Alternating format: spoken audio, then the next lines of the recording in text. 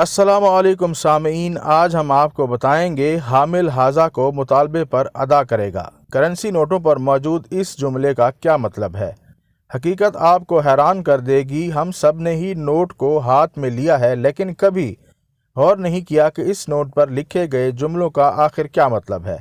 انسان اپنی زندگی میں اس حد تک مگن ہے کہ اسے پتہ ہی نہیں ہوتا کہ وہ جس چیز کو ہاتھ میں تھامے ہوئے ہے، دراصل وہ صرف نوٹ نہیں بلکہ اس پر موجود جملے کا مطلب بھی اسے پتہ ہونا چاہیے۔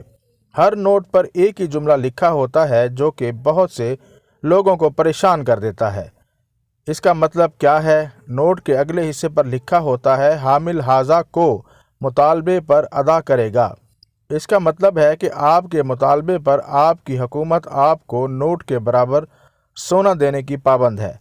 اگر پاکستان کی کل آبادی اسٹیٹ بینک کو نوٹ واپس کرنا چاہے اور اس کے بدلے سونا لینا شروع کر دے تو اس طرح صرف 30% نوٹ ہی قابل استعمال ہوں گے، یعنی باقی 70% نوٹوں کی کوئی قیمت نہیں۔